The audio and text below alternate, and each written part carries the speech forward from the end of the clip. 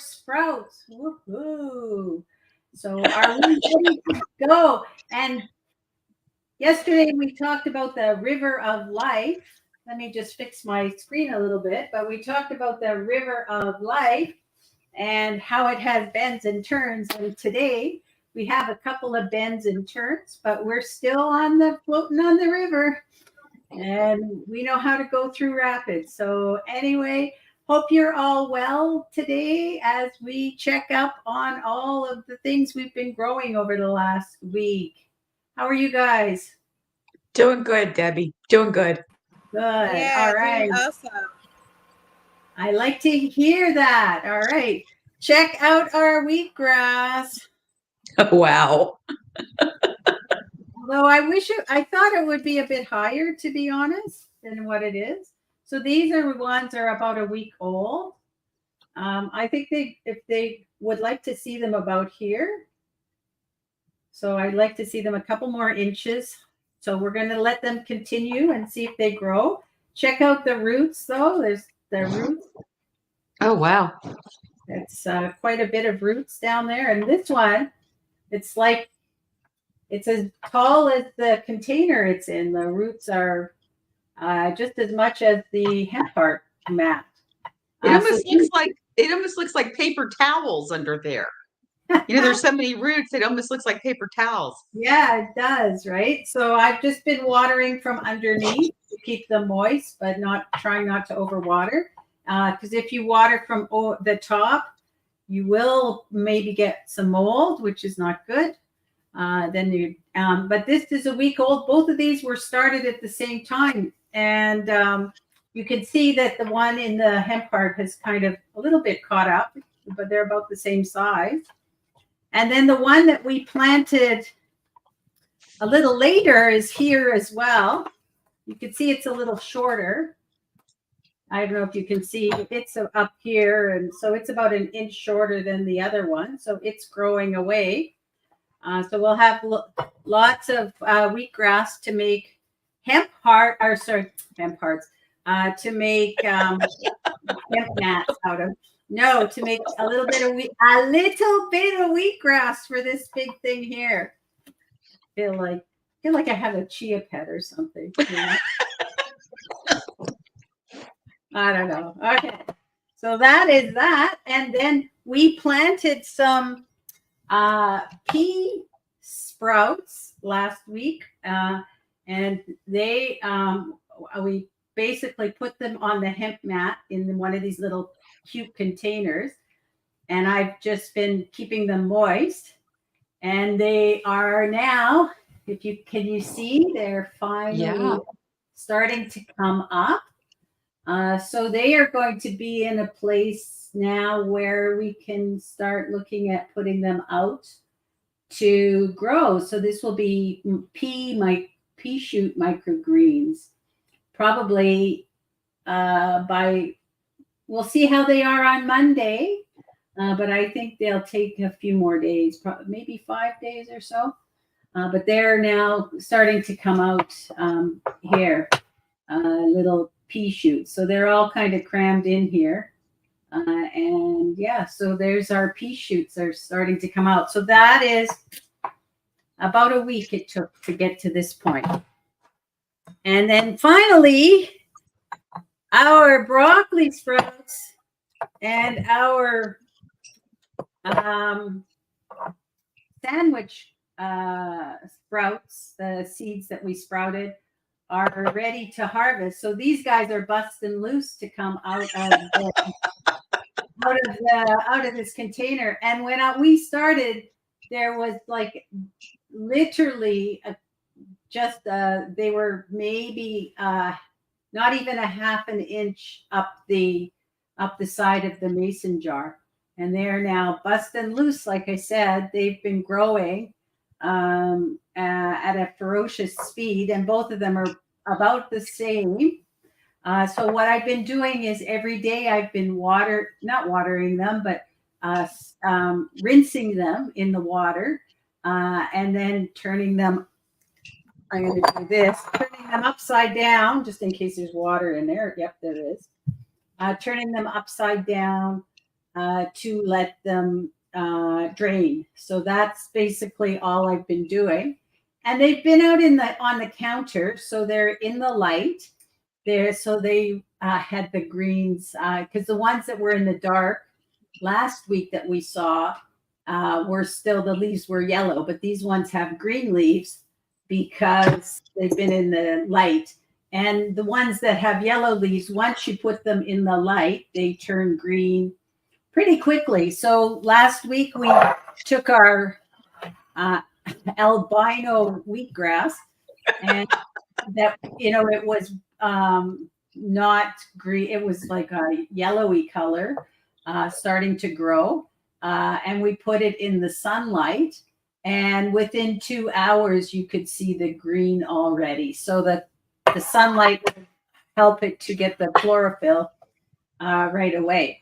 So the next there's 2 more steps for our sprouts here that we have.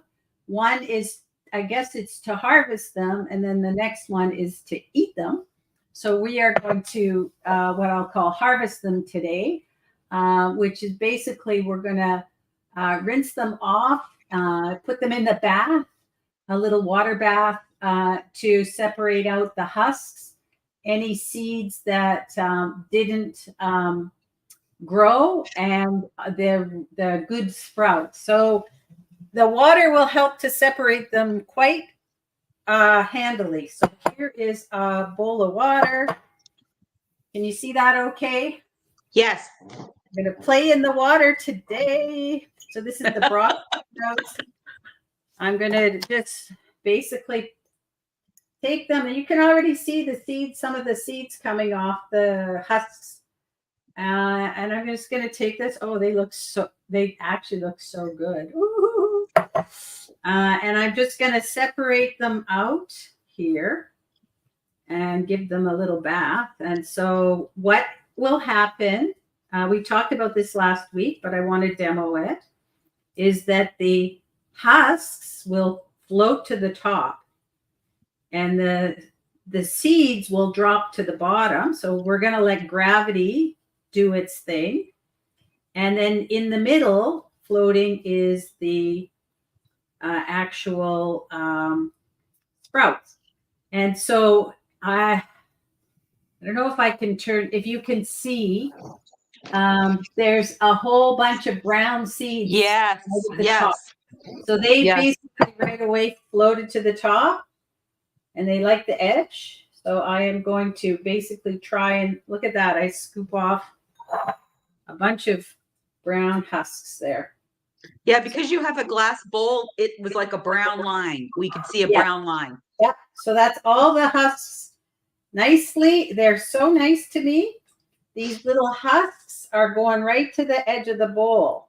So it's like when you put dish soap in with oil, the oil goes away from the dish soap for, so these seem to be clinging to the edge of the bowl. So you don't have to get them all. I mean, there's no harm in eating the husks, but it's kind of nice. People can tell when you give love to the food.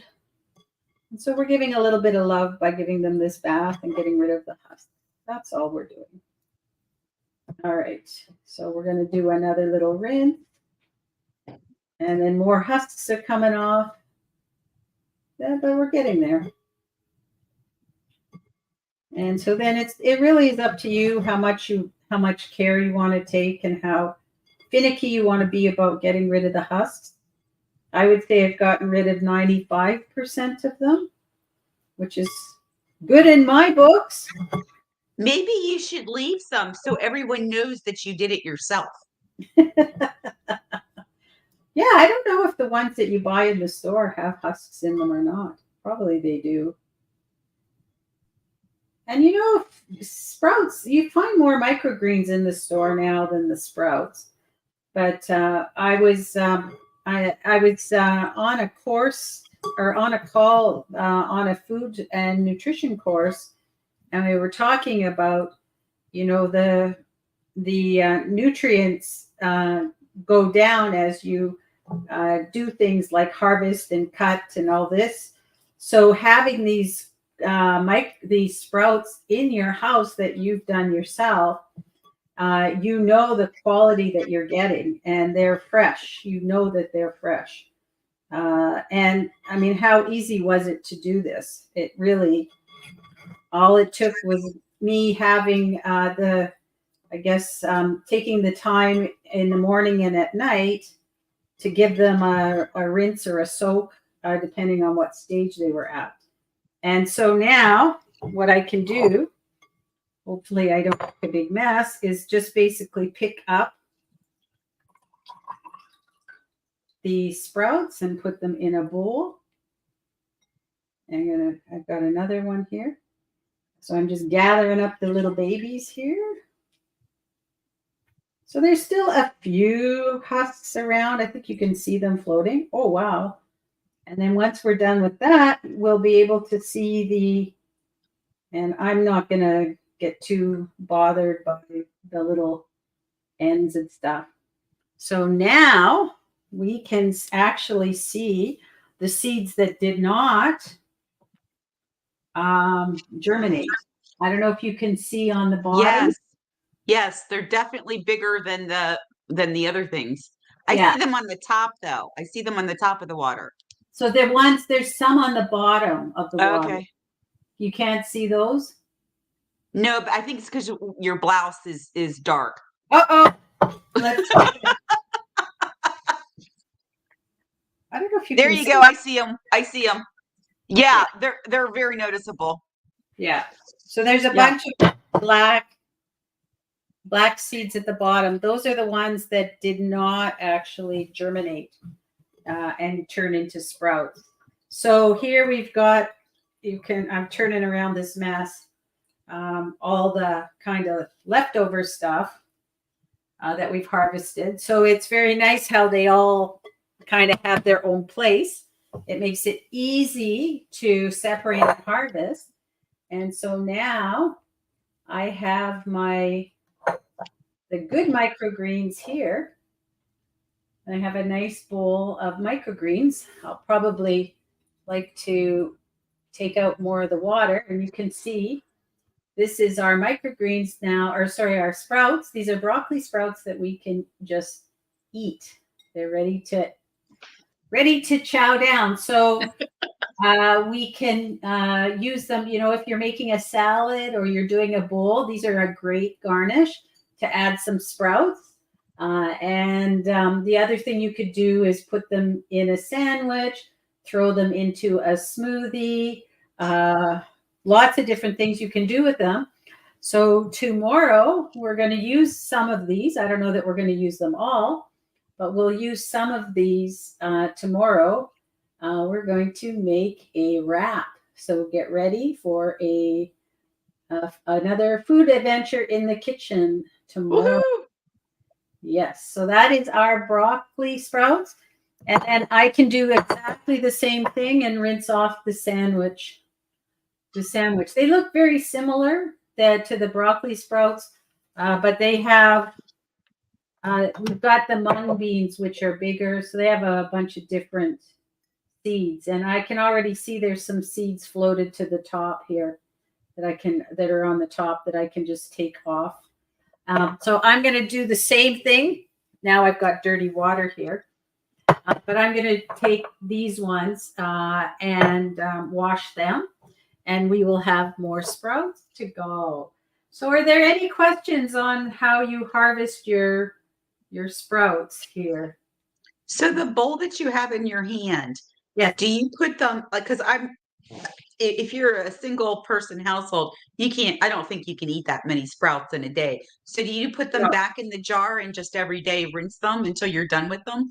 Yeah, you can do that. I mean, you can put them in the jar, and this time I think you would. So once you put them in the fridge, they won't stop growing, but they won't grow as fast for sure. And they're going to be in the dark in the fridge as well. So you can put them in your jar and put a lid on them, and then just take what you want. And yeah, if you feel that you need to freshen them up, you can rinse them as well, uh, and kind of keep maintenance on them. I don't rinse them every day when I'm doing that, but I'm not sure how long I keep them in the fridge before they're all gone. I also give them to our dogs. So believe it or not, they eat them too. I put them on top of their dish, and I guess they want to get to the good stuff. So they definitely are chowing down on the sprouts without any problem, and it's good for them too. They have some similar nutritional needs that to what we do. So there's a tip for your dog nutrition. You can feed the sprouts to your dogs as well. But yeah, this could last you probably, I would say, Kathy, for a single person a week, at least, probably a week. So you'll probably have to freshen them up. Depends, like if you might put a batch into your smoothie. So yeah, this can be like for sure, a few days. And the other thing you could do, although you could sprout less so that you don't have as many, but that would mean you should be sprouting more often. So you kind of have to find your own rhythm on this and how A often. sweet spot. Yep, you have to find your sweet spot. And that's the same with the wheatgrass too, right? Is when you're doing the wheatgrass, if you want to have a shot of wheatgrass every day, then you kind of have to be continually rotating on your harvest of wheatgrass too. So easy. And I hope that you will try these at home. For sure, they're easy, and they pack a real punch when it comes to their nutrients. Lots of nutrients that get magnified because of the sprouting. Any more questions? None for me at this time. All right. So I mentioned that we will be back tomorrow at 2 p.m. Eastern Time, and we will be in the kitchen using our sprouts in a delicious wrap. So join us tomorrow, and you can follow us for more tips and tricks on lots of things plant-based. So have a great day, and we'll see you tomorrow. Bye. Bye. Bye, ladies. Bye.